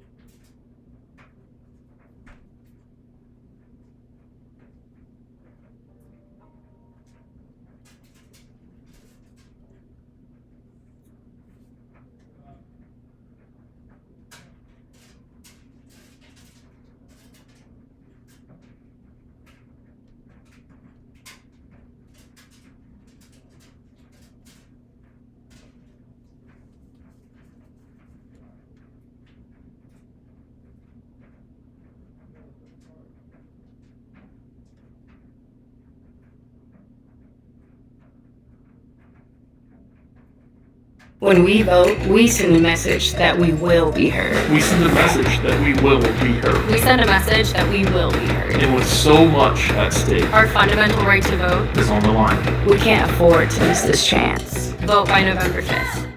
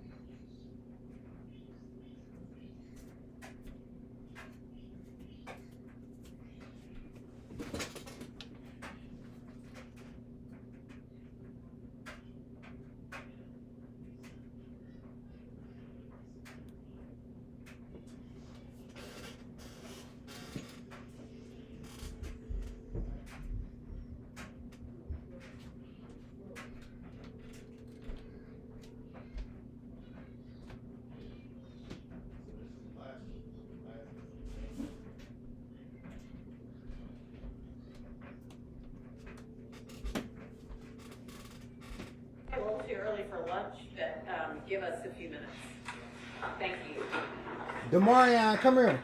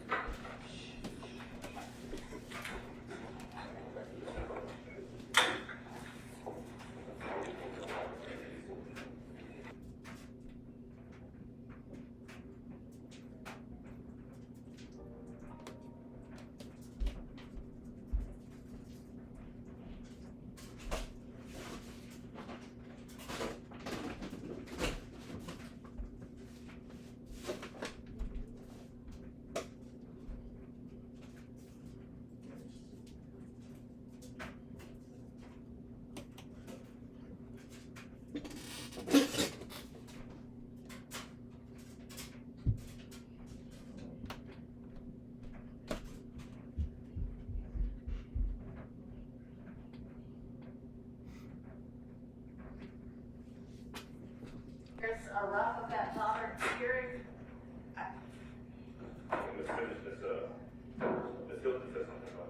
No, that was me, sorry. There's a rough of the court's ruling at the very least on the Daubert hearing, but I don't know that we have a rough of the actual hearing.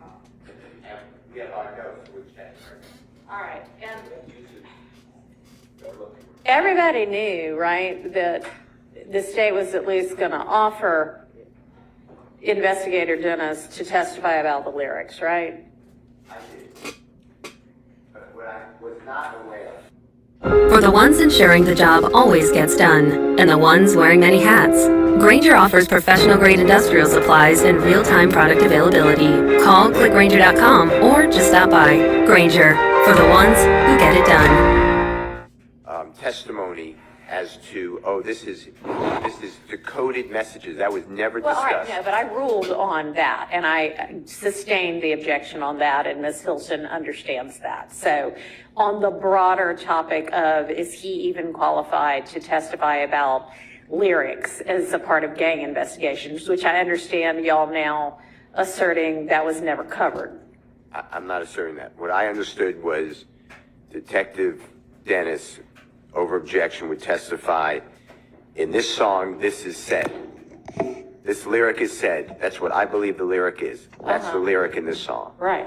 That's it. Now we're getting into, we're sending messages. No, we're not going to. I understand.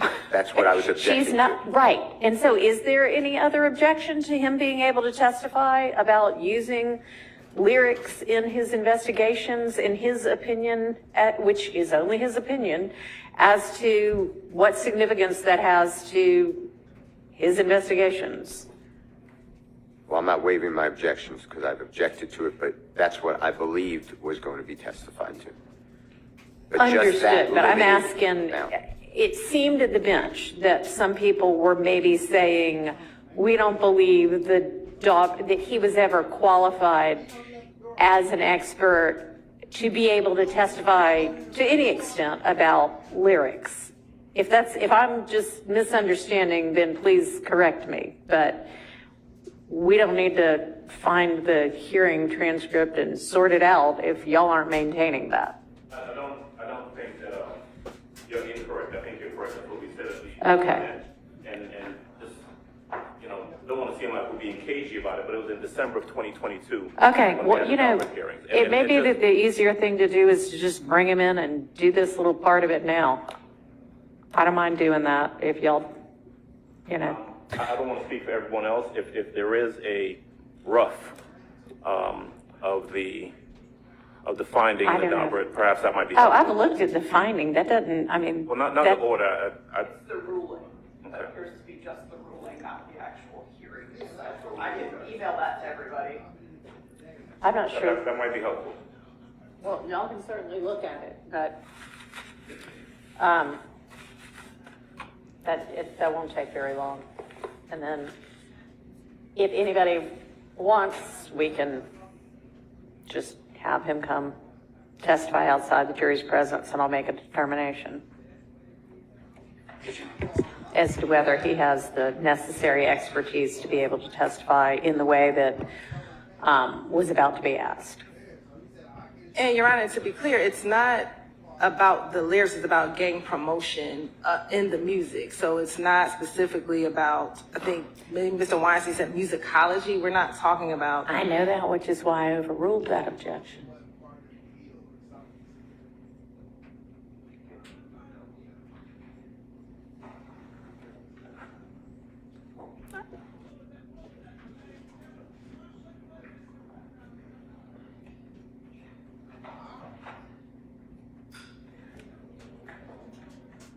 Yeah, it's coming from a note for that month, but why would I pay it that month if I try to get car? No.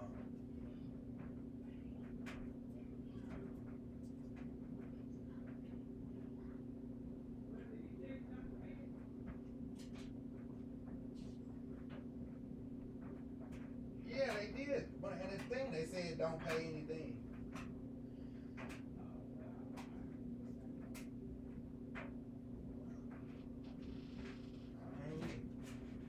A rough, or the Daubert hearing. What we've got a rough of so far is some of his trial testimony. So, well, regardless.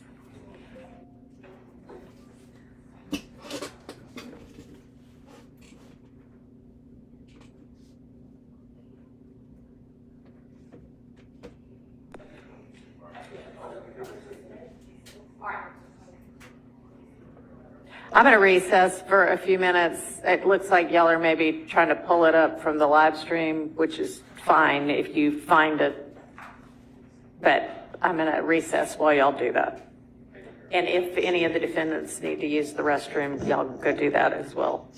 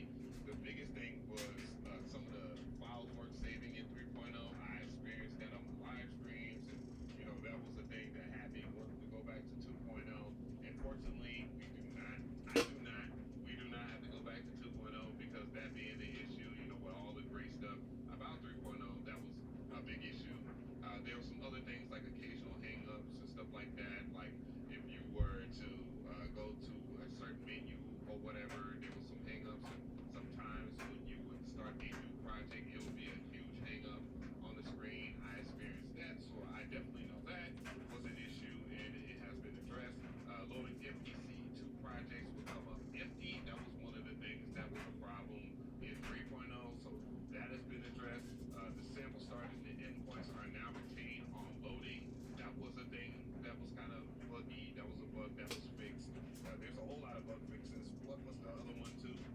Sin 2 is no longer able to run the IO after ordering receiving tracks. That was one of the bigger issues that had to be addressed and has been addressed. To convert into a new drum track and pop out and to create a hitbox replacement was correct. That's how it was written down. Improvements have been made to the loading time for larger programs. I've definitely experienced that too as well, and resolved cosmetic issues with the grid lines during playback when adjusting zoom levels.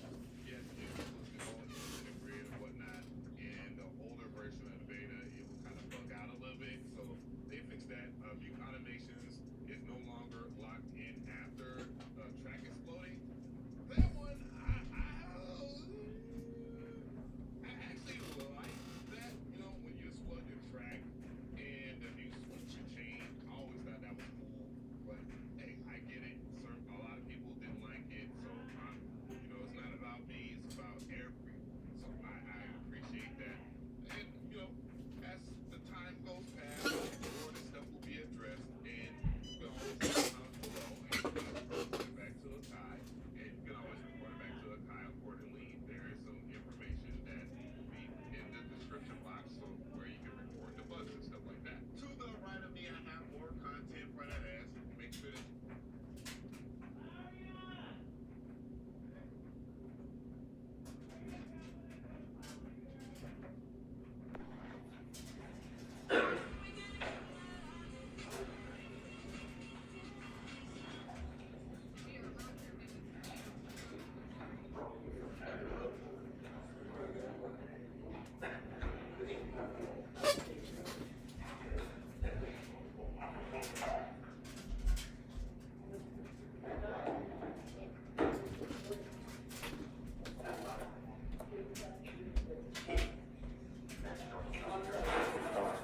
Wait on Mr. Shard.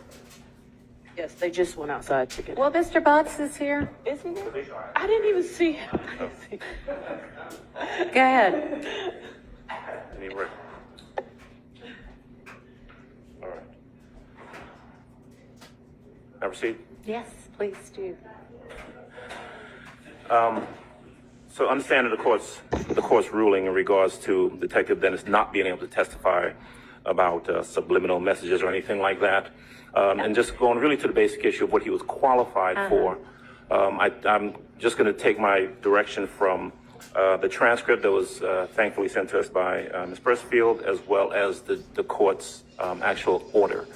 Let me say first that the Daubert hearings were held initially back in December of 22, but I think Detective Dennis, if I'm remembering correctly, was one of those who we weren't able to do then, so he may have been in 2023. Okay. That notwithstanding, I don't have any recollection of the detective being questioned or talking about his ability to interpret lyrics as part of his expertise. And so if we're relying on what the court ordered or what the court ruled, I look at page 6 of the court, I don't know you have it in front of you. I do. The court's order, which was drafted by the state. It's adopted by the court, though, so that's really neither here nor there. Go ahead. Right. And so I just know that there is nothing in there where he is qualified to testify about anything in regards to any lyrics, in regards to interpretation of rap lyrics, nothing in regards to his training or his qualification thereof. So we maintain our position that he is not qualified to testify about what the state intends to qualify. I thought that what y'all were looking back at was the live stream of the Daubert hearing. We couldn't find it. Okay. Well, the order on page 5 says that Detective Dennis also, quote, has extensive experience in evaluating their social media and communication practices, unquote. So if nobody can answer for me one way or another what it covered, and you maintain that you don't think it covered this, or you don't know what it covered, I'm happy to just have him come in here and let's hear his expertise on that and go on with it. We're fine, because we do not accept that when the court says communication patterns that they're talking specifically about rap lyrics. That's our position. I don't know. Let's get him in here. If nobody can remember. And we don't have a transcript. Yeah, I need the detective, please. And Ms. Hilton, did either of y'all handle the Daubert on this witness? No, Your Honor. And what he was qualified in is a gang expert, and I am positive he talked about how gang members Were you use there? music. Were you there? I was for it? present. Okay. And how, is this from your memory? This is from my memory, how music can play a role in gang promotion, how music can play a role in gang,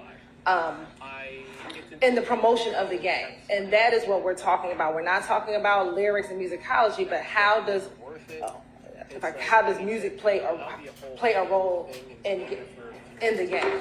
Do you recall the Daubert hearing November. involving you Yes. in this case? Yes. Do you remember whether you testified to your expertise and experience in terms of looking at lyrics and songs and using those in your gang investigations? Yes. Okay. Given that, anybody want to voir dire him on that topic, not his expertise, but whether he in fact testified about that already in the Daubert hearing? Yeah. We talked about lyrics the last time I was here with the halftime song, me and Mr. Adams. Also, the last time I testified, the second time. Is it going to be anything beyond that? That same type of testimony? No, that's it, Your Honor. I mean, it is how do gangs use music, period. What's your question going to be?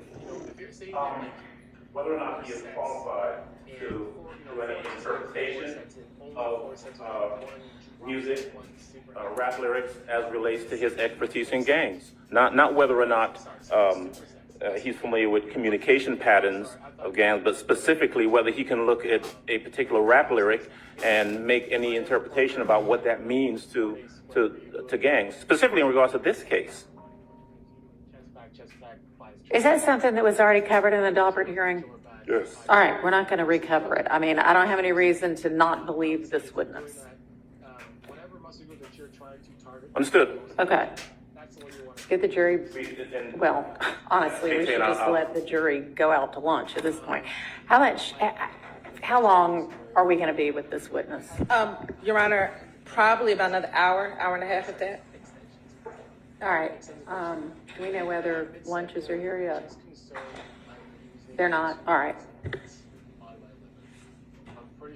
After continued objection in regards to that. Okay. Let's get the jury back in. If you're a psychically not a bodybuilder, not trying to be, at the end of your prep, I think doing more than like 2 compounds, 3 at most, is too much. So that's like test animal mastery, right? That'll be like, what else do you got to do after that? If you're just trying to for aesthetics, what else would you need? You don't need stronger than I don't think you need anything else, and so that's my opinion. What college did you go to and play football? I played college ball here in Canada. I had 5 Division I scholarships when I was in high school and lost them. It was acting up. I did my right thing. But I ended up playing here in St. Louis University in Canada. Yes, Canada's football. We're trying to.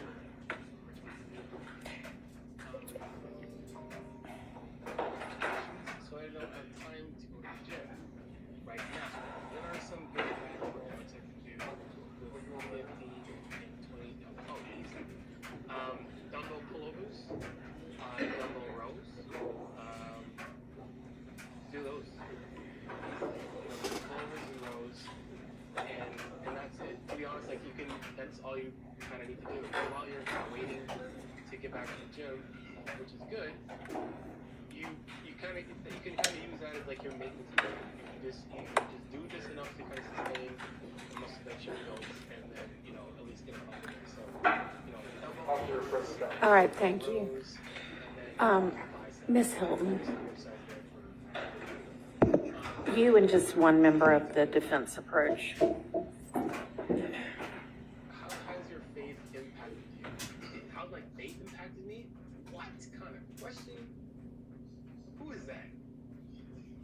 hard questions. I'm talking honestly, it's nutrition or I was joking. How my faith impacts me, I think it's my faith, of course, is one of those things that I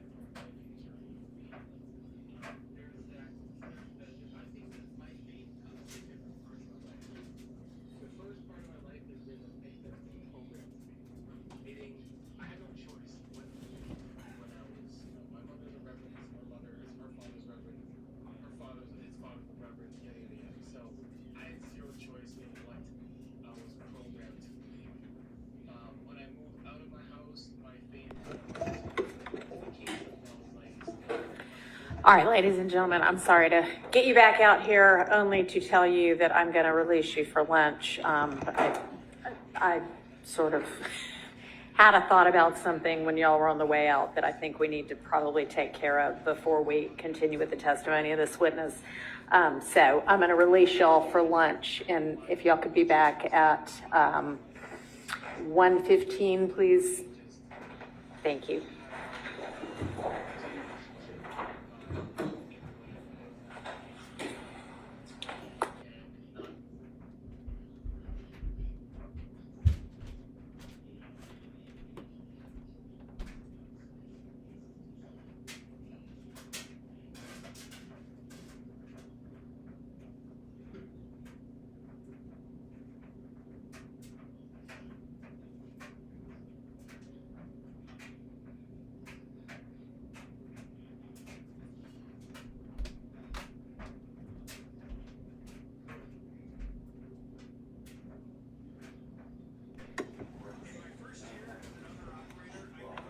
Okay, you can go ahead and be seated. So, actually, in the last, 2 seconds, Ms. Percifield has received the rough of the Daubert hearing. So she's going to send that out to everybody. And if it's already resolved, then it's resolved and we can all just go to lunch. If not, we'll stick around here, do that little bit of a Daubert hearing, and then go to lunch. So just give us a few seconds, or, a few minutes.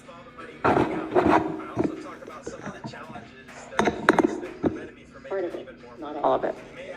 So, honestly, you know what, Ms. Percifield, how about you be looking, and why don't we just go ahead and do our mini Daubert? Your Honor, found it online too. We could share it if you want to do it that way. Oh, if you found it and we have an answer, great. No. We have the YouTube position. Oh. Didn't watch it yet. How long? I mean, I would imagine it's pretty long, right? I have it, but I didn't see the link. Unless that's searchable. You were here for an hour? Yes, in my job. Okay, I don't think it's. Yeah. Yes. That is so cool. Most of the time. So if you For give me words? yes. That's amazing. You give me a few minutes. Okay. We'll know if this one is searchable.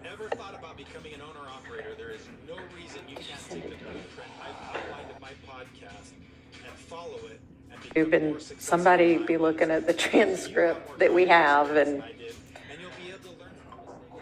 Can you share the YouTube link with us? Thank you. yeah, I think it just takes a minute on our internet for things to get. Hello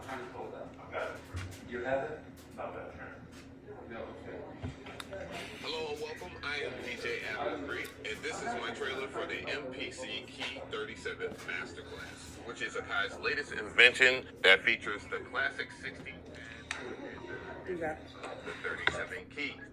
First filled out sending it to you. Okay.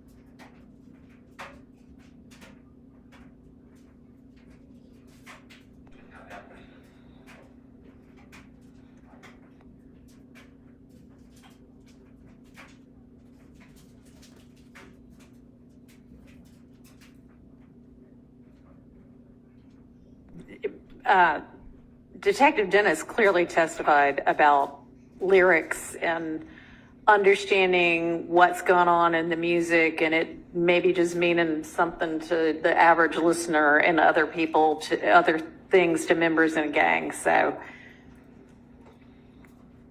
That's page 16.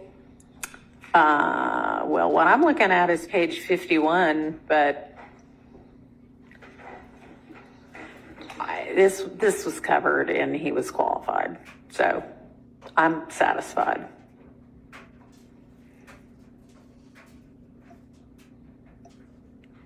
Page 51, 52, 41. 41.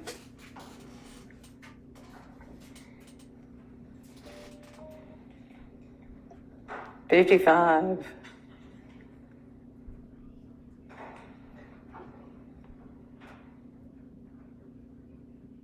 16.